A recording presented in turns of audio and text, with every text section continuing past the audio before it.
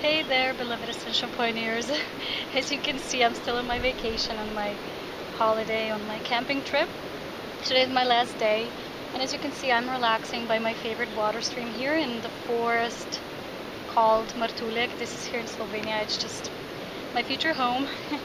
And I don't know, it was just a spontaneous burst that I would be feeling something to record about the elves, because you know my first video about elves was just a spontaneous one. I didn't even share a lot. It didn't give a lot of information. But I promised that I'll talk more about this. And I was sitting there. There's this water stream there. It's beautiful, white, crystalline mountain water there. And I'll show you later. You know, you can see after the video. But I just started to sing something. You know, I was connecting with my Elvish nature. And lately, I'm just doing this. You know, I was hiking this mountain peak yesterday. It was quite tall, you know, in that direction. It was my second hike, because I had 2 days of intense mountaineering and climbing. So I was asking myself a lot about these elves and, you know, what should I say, the guidance that was coming through. So it's quite a lot of it. And part of the reasons I'll share after I read this. But today I sat here by the river and I started to sing, and it was this beautiful Elvish melody. I'm just like, wow, what am I singing? Am I channeling songs again? And I was remembered of the movie Lord of the Rings. Remember, I mentioned this quite a while ago, but I mentioned it a few times, how important it is to represent the variation of creation, to represent the types of beings, of different structure of consciousness, let's call it that. And after the singing, I just started to have this short sentence in my head, and I rushed here to my deck chair to just write it all down. And I wrote something, and from here on, I'll start talking about this more. So the guidance was, and it came like through a song. You know, this was after I sang my main theme song, which was about the river, the flow of life, of purity, of purification, and the endless river that flows through our blood, through the veins of our purity, you know, pertaining and how to say this, it keeps maintaining our sacredness, the holiness inside of us, the purity that resides within us as beings here, as beings of source. So this was what the song was about. It was a very magical tune as well, the melody. And the sentence was, we came here from the Pleiades constellation when there were shifts of the earthly nations to give birth to something new in creation. So what the elves are really about, I'll start by saying that a lot of people, I feel, are still confusing the fairies and the elves, and it's not the same. Fairies, you know, the tiny creatures, and there's many different types of those as well, but fairies are actually elementals. Elves are not. Elves are etheric, higher dimensional, higher frequency beings. They are tall, shining ones. And when I started to write, I just wrote the group of elves. Oh, I'll pause a bit because there's this wind rushing in, so you can hear me as I'm reading it. I just wrote, when I started writing, I wrote the group of elves, you know, because everything in creation, on the higher note, it's structured as groups of consciousness, so groups of being. There's like a group entity is like one being, like one group being, okay? It's like I was talking about the aspects of our higher oversoul and the head oversoul, and so this is the group of elves, oversoul. So I wrote, today I am once again sitting in Ghost Martuljak, which is this place, very magical, one of the most magical places in Slovenia you can imagine, by my favorite water river stream. I was singing the song and the melody of the elves, and I feel like I'm connecting to them more and more. They have told me that we are the ancient wise ones, the shining ones, the ones who understand the nature of creation and its principles. That was 3 days ago when I just started my trip, and I went by another water stream, which is like a bit, you know, down below, a few places down below. And they just shared with me. That's why I have always this desire to talk about principles of creation and how things are structured and how nature is functioning. And it's always a burning, igniting desire, you know, like a flame inside of me to talk about the topics to address. And they say, it's funny because it's kept coming like we, you know.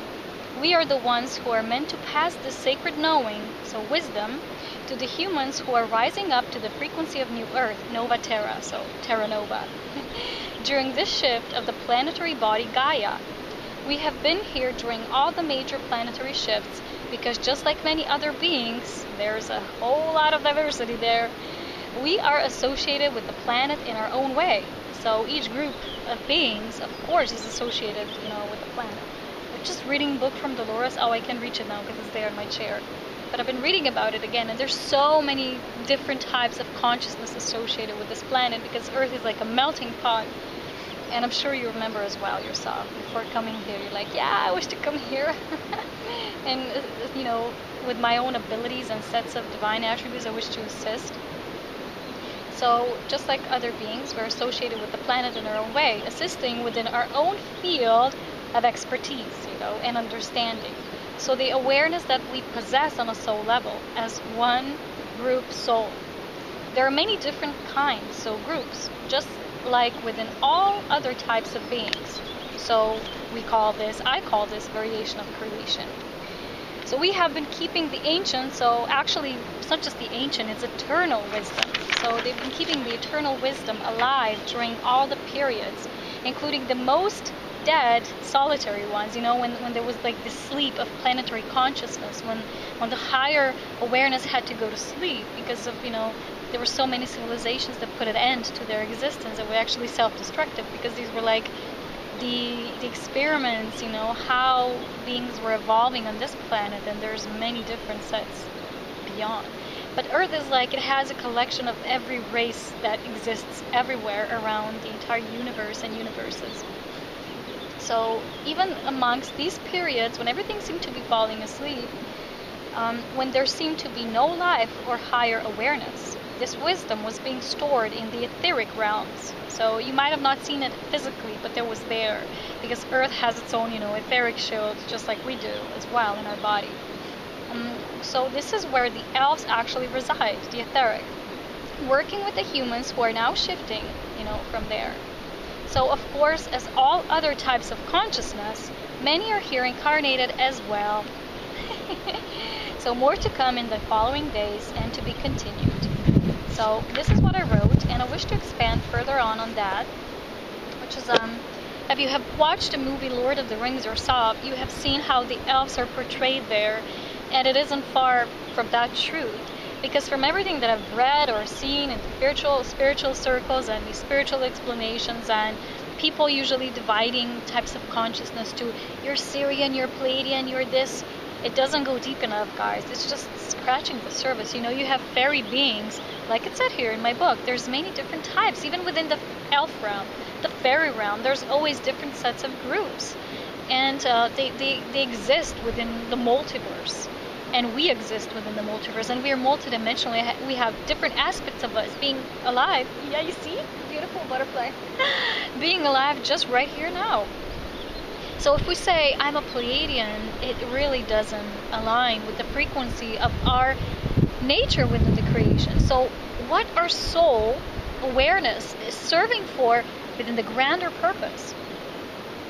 For example, in the books from Dolores, there's a lot of explanation about these beings that we call the Greys, the little Greys. And she actually calls them the helpers, and the beings who are actually working with her through these people who are undergoing her work of hypnosis and things like that. And these beings, none of them actually ever categorize them as negative. They just serve a different purpose, which is kind of the crew to assist, to bring people on board, either the ships or whatever they're bringing them. And they have their unique scope. This is what they're programmed, so to say, to do. This is what they're serving for. And we have vast diversity of beings that are serving their different and unique purposes. And the elves, you're not to confuse them with the fairies. The fairies are elemental beings. They're very playful in nature. The elves and fairies are actually connected because the elves work with nature in a sense of creation. But I have to tell you one example. For example, in one of my partnerships, we both loved nature and outdoors and mountaineering, but it was a different sets of love. Not to say like a different set of love, it doesn't sound right, but it was a different feeling of love to what love is associated with. We love from the level of our consciousness, because it's our consciousness that is the drive for love. It's not the human vehicle or whatever kind of vehicle we're in at the moment. So the body is actually translating it's translating the awareness, and it's translating the level of love that is associated with the purpose that it's being, created. So when I was looking at that person, and I was looking at their love for the nature and my love of the nature, just wasn't matching. On the surface of things, many people would say, wow, you two guys are great together because you both love nature. But I often felt this feeling inside of me that I couldn't describe. And then later, when everything came to be that way, the things confirmed on its own. I understood why, because I had this knowing within me before. It's the ego that sometimes doesn't understand this, so you will give it your own meanings and will try to defend it or explain it. But it's the soul knowing that you just know. When I was hiking 2 days ago, I was actually climbing the mountains, and when I went to the top, there was no one there. I made a video, you can see my previous video. I was there alone, and it took a few moments to see the vortex. I kind of felt the vortex. It was all rotating towards it. That was after recording the video, so it wasn't on it. And I was just sensing it, and it started to get this beeping sound in my ear. So I said, okay, and I heard incoming transmission, and I just started to feel and sense what's coming through. And then it was a lot connected with my love of the mountains. And it explained to me the exact reason why I always felt that my love for the mountains is different. It wasn't the hiking type of love. Oh yeah, I hiked the mountain. Yeah, yes, one more to go. It's not the kind of love. It doesn't matter whether you reach a peak or you don't. The whole of it is a mountain. It's the experience. It's the creation of a mountain. It's the purpose that it serves. So my love of the mountains was always creation kind of love. And then the voice started telling me this in a very simple manner, that the love that I have for the mountains is like many people have the love of a child. I'm not physically a mother, but I'm, in a universal sense, I'm mother to a lot of creation in my multidimensional self, not as corona as this body. And then it was shown to me in a very simple way that how someone loves nature in their own unique, through their own soul awareness, might be different. So there's like two sets of purposes here, you see, because you work with different levels of consciousness. Because it serves the different fragmentation of the divine plan that in fact is one whole, and all these different variations together, they make a whole, and it's complete and it's perfect and it's always aligned with source.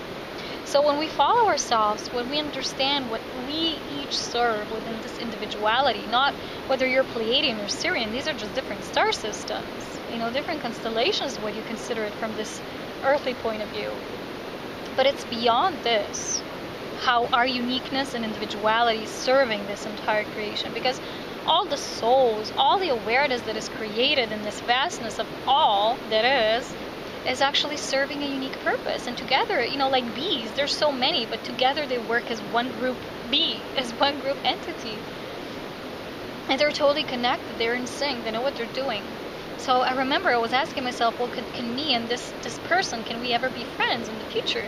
And the answer and the feeling was instant. It was like this. Inner knowing was no, because the purposes are not aligned. It's a totally different purpose. Ah, yeah, that's why it seemed so normal, so natural. So a lot of us, who have friends, who are not just our physical friends, but we have beings that we're associated as one family. We're here incarnated, but when we talk to them, when we communicate through telepathy channels, the heart channel, there's many different ways that we're sensing. But actually now more and more that we're sending, it's coming straight through source, our straight through source connection. A lot of people, when I've been reading in the LotR's books, they had these implants to strengthen the connection in the communication that was both ways communication. But now a lot of these are disintegrating, they're dissolving because they're no longer needed, because it's straight to source connection, you see. So this is very natural that therefore a lot of us in the recent years to come will be kind of coming together, will be drawn by our magnetism, the magnetism of the soul that has this unique soul signature with the purpose that we already are this purpose. And I know a lot of people who are of elvish nature. I have seen and recognized them. We might not be maybe friends at this time, or we're not maybe building something together at this time yet, but we recognize each other on some deep level because we see we're from one group soul family. And this doesn't mean that in essence as a source being this is who you are, but this is the level of creation that you're working on this note. It's hard to describe with physical words. You have to understand it through the heart. And if you have been watching the movie Lord of the Rings, then you know You know, you just know the feeling. You know the resonance, and you recognize yourself there in these different sets of variations of creation that are shown there in the movie. You know, elves there, how they're described. You have to read the Silmarillion. I can't even pronounce it. Gosh, it's the whole history of the earth, of that world that is portrayed there, and it's describing elves as the first star children, the first who were more material, you know. They came into creation. They were gods. They were created gods. They were creating the creation, you know, unfolding it, working with different sets and tones and colors and everything. So there, the worlds was created to be inhabited, of course. And the elves were the first one to come into that world, and they were pure and they were untainted. And through them, you know, it's like coming out, you know, it's like coming out of the source, like bursting out. And there's many different fractions there evolving from there.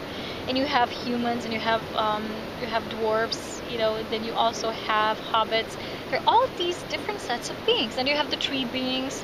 Oh, then you also have the avatars, you know, like the wizards. They work again with the sacred aspects. Like there, for example, you see the the main one, you know, the Gandalf. You see that character as always bridging, building. You know, he always draws the different types of variation of creation together. You know, how he collects them together. He's like the collector, the amplifier, the merging point. You know, so he gets them together, and with his wisdom, he propels them forward. And he always serves a very unique purpose because he's called straight to source. You know, elves have a very deep connection with how do they understand how nature works, how principles work, and how all life is connected.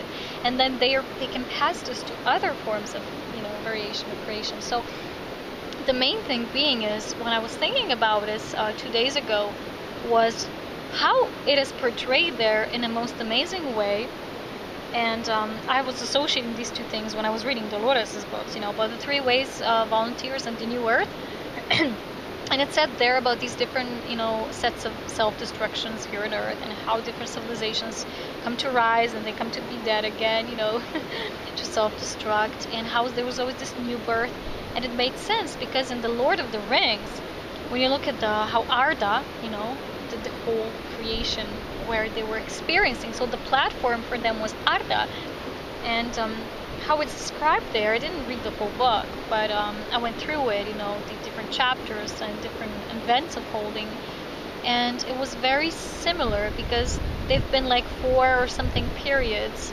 I don't know which one was there at the end, but there were always these wars. There were always this something. There's always something, you know, good and evil, you know, always this light and dark, you know. And towards the end, they kind of, even in this final battle, kind of come together, all these types of variation and creation, and they can see that they can coexist together as one by understanding their own virtues. Like, you know, you have in the movie, in between, there's a couple of them who are in competition, or, you know, they have these weird resentments toward each other because they can't understand from their level. Like, for example, dwarves are resenting the elves because they didn't go to a certain war with them, because the elves see higher, they see above it, and they saw that it just wouldn't benefit. So they didn't, you know, and the dwarves can say from their level of awareness, oh my god, these hypocrites, you know, and they start hating them. But towards the end, it's like everything comes together because everything is evolving, everything is going up the spiral of spirit. And at the end, they do manage to get peace. They do manage that the peace reigns over the land. And it feels like this is something that's happening on every planet. There's the seeding of the planet, the different, you know, sets of living systems, of, you know, living in that civilization, this civilization. There's always these trials. Okay, let's try it this way. You know, in Lemuria, everybody was fully connected with the earth. In Atlantis, there was so much higher awareness, but, you know, intellect prevailed. There was these other groups from other star systems coming in, ruining the balance. It was like this play, you know, always unfolding how different sets of creation can unfold. And how this melting pot with so much different consciousness, with so much variety, can coexist as one in peace. You know, and allowing you to be you, allowing me to be me, because we are one, but we function on different levels of source, on different levels of understanding, working through consciousness. And that's why, for example, although I love nature, I never was drawn, I never felt this is my purpose to do gardening. Like, I need to do this, I need to produce food for myself. When you can see in the movie, you know, hobbits do that. They love doing that, you know? And, you know, the dwarves, for example, they're more about money. So, let's say a person that I know was more into that. Oh, I need to get my hands in the ground, in the dirt. And if there's no oneness, if there's no coming together and understanding this, the other person might say to you, but why don't you do that? Why don't you feel to do that? It's just, sorry, different variation of creation, different consciousness, different source looking through me, all one source. But it's just, I operate on this ray. I'm focusing on this. I'm working with this level of consciousness now. This is what I'm choosing. This is my experience. And another is choosing their own. So the wisdom of the elves, like I said, it's etheric. It's imprinted in etheric. But because of this shift, a lot of us is here and we're sharing the wisdom how to function in the direct physical, you know, when you have the physicality, the stones, the gravel, all of it, the water, how to really understand these aspects, how to connect them, merge them, like seal them, lock them into one, and have this full understanding, while at the same time have this full uniqueness of being. You know, and elves have that wisdom, they have this understanding, and they always were here to teach about it, to share it. Because there's still a lot of those who cannot understand why everybody's not like they are, why everybody cannot see the world they see it. It's just not how it's meant to be, you see. So the elves have asked me to share this message today, and I will call this video The Wisdom of the Elves. The previous one was the magic, and they really are. They're such magical beings. Like I said, I've been noticing people and, you know, tourists, they can't see these magical places. And if you are of elvish nature, you will be always drawn to solitary places to find the most amazing blocks of stuff, of water, of springs, of trees. You will just be drawn there. You will work with them as your guides. I mean, they can guide everyone, but they usually guide the people who are shifting, who are opening up, who are wanting to, again, reestablish that reconnection with Mother Nature in a deeper sense, you know, not just saying, oh gosh, you know, yeah, nature, yeah, or I like to take walks, but this deeper merging with it. That's what they can assisting, that's what they can assist us, and they are assisting us. So my beloveds, I will go enjoy the last hours of my holiday, and I will see you all when I get back, okay? So take care. I hope you like this video, and I'm sure you are reestablishing your own connection with the Elvish realms. And, you know, that's it for now. Take care. Lots of love. Bye. Hello there, guys. Well, before I go, I wanted to show you this view and my mountain river stream and the white sand. I have no words, as always. I don't know why it's so dark. Probably because I'm recording towards the sun. You see, there's the mountain beach. And when I slept under the stars, I slept here. This is exactly the place where I stayed. And I had the view, you know, up towards the mountains, looking at the moon, I remember. And there's like this magical forest here. It's just one of the most magical places a being can find themselves at. You know, and there's these waterfalls, 2 waterfalls that you go visit them, you know, up the stream, and then there you go. It's just gorgeous, isn't it? It's all white sand. It's all amazingly gorgeous. And there's just peace. Even though there's the peak of touristic season right now, there's so many foreigners right now in Slovenia. It's like we were camping and there's only foreigners there. And although they all go probably at the most established routes, and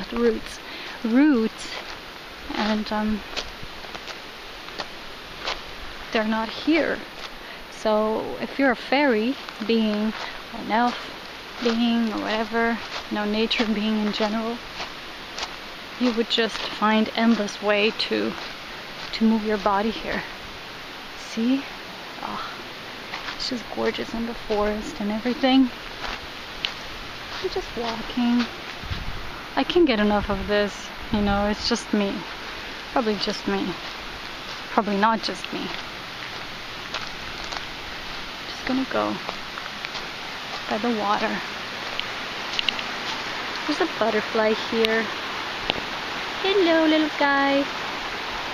How beautiful. There's so many of them. And now let's just see the water, what it's like. Pure, pure, pure. So pure. We have so much water in Slovenia, you cannot believe. You can be here, you can be anywhere. But I like to be on the white sand, wherever it is, you know. So this is where I'm leaving. This is what I'm leaving you with. And I'll be seeing you